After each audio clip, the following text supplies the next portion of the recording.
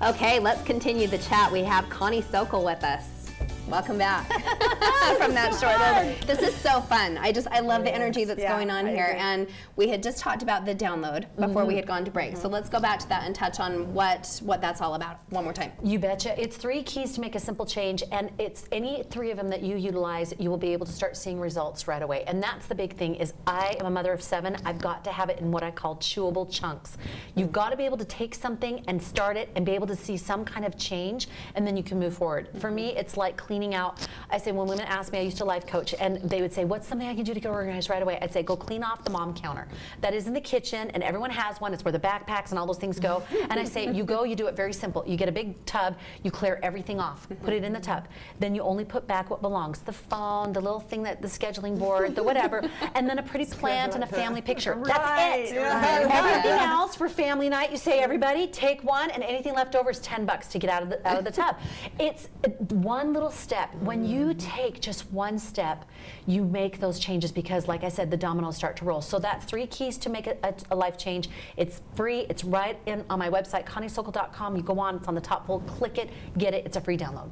It's fabulous. I actually did that today when I knew that you were coming. And then it starts a countdown. There's a 24-hour countdown, so you can get some more information after that. But it shares those steps with you. And so we're going to be taking this to heart. Yes, love it. I also love that one of the things that you had pointed out is mom sets the tone. Yes. If mama ain't happy, ain't nobody happy. If daddy ain't happy, ain't nobody care. Because if mom, that's the saying, because if mom's mad, she's in the kitchen and she's slamming the cabinets and nobody knows why, and everybody scatters. When actually what mom wants is everybody come in and pitch in and help. Yes. But she's not saying it. And instead, everybody else just thinks, oh, mom's in a mood. But when we can clearly communicate with our family the needs that we have, I have found over my many, many years, 24 years of raising children, that when I show them that I'm a person, they respect me more.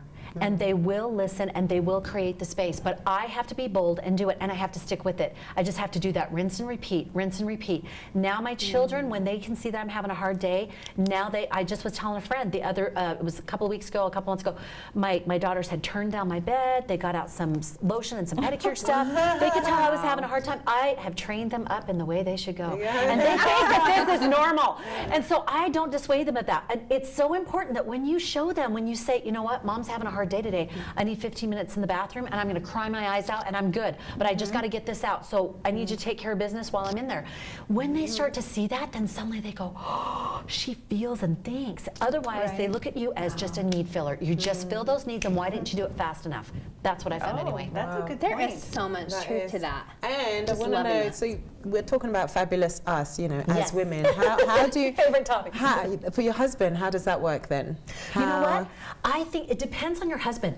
I've noticed this since I'm 51. I still have kind of a crossover. There's still a part of a generation where the men are kind of like, what? I want to come home and sit in the armchair and get my remote. Come on. And yet you see this other generation of guys who they're scooping up babies, they're in the grocery aisles, they're in the bathroom changing diapers, and they don't think twice about it. I work with the BYU Marriott School interns, and my interns last semester, one of them, this gentleman, he would bring in his baby every single time to the meeting that we had. It was darling. But if you don't have a spouse like that, it's okay. My sweet husband is from upstate New York, and that's where dinner was on the table at 5:10 every night. And it has been a process. So go with the process, and that's okay. What happens to us as women, if they're not responding, then first of all, we doubt ourselves. Am I doing the wrong thing? Or we start being resentful, and we find it in little ways. We start resenting back because we're like, I want to be able to grow, and I want to be able to. We've got to find the happy compromise, but when we can get set in our soul, this is a good thing. Then we can assure them it's a good thing. I know it's a shift. I know it's different. I'm still here, but I'm growing and I'm learning, and it's exciting. And so it's good. It's okay. Don't worry about it.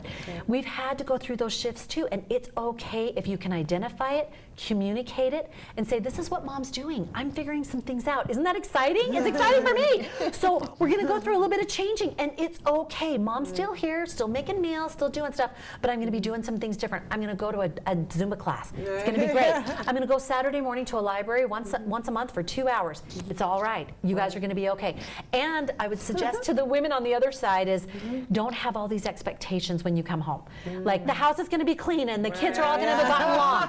You come home and you say, you know what, it is what it is, and then we'll do a family tidy up. It's all right. So if we come home and we're happier, they're going to be happier for us to go, because they're going to know when mom comes home, she's happy when she walks in the door. She's not barking and saying, well, why didn't you get that done? So these are really key components to those kind of making that transition. I want to add, as I'm listening to you, I'm thinking, if my mom did these things and I'm watching her as a child, I feel like it's also giving me permission as a woman or a man, a young boy, to do those same things, to take care of themselves. Absolutely, absolutely. And I consider all the time, I'm teaching, I have 3 boys and then 3 girls and then the tiebreaker caboose boy. But I'm teaching my kids all the time how to treat their spouse and how to be treated.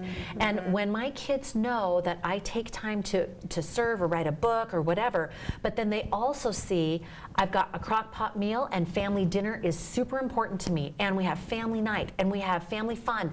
These are, and scripture time together. They can see where mom puts her priorities. It's not just a mouth thing, it's I'm a do thing. And this is so key. Now, it's not perfect. It is not perfect at all. And scripture time is like popcorn and they're screaming, they're bickering. So whatever it takes, though, to see that example, you're right. They will perpetuate it. And I keep thinking, what's the legacy I want to leave? I need to live it now. Oh gosh, there is just so much truth to that. You have just been amazing, and I just want to take you home with me and then make life boards and do all of these fun things. But we can get some more advice from your website at ConnieSokol.com, and I also have on my YouTube channel, I have lots of Connie Chats, and then Studio 5. You can go on there and see all kinds of segments, lots of free resources, and lots of things to just help.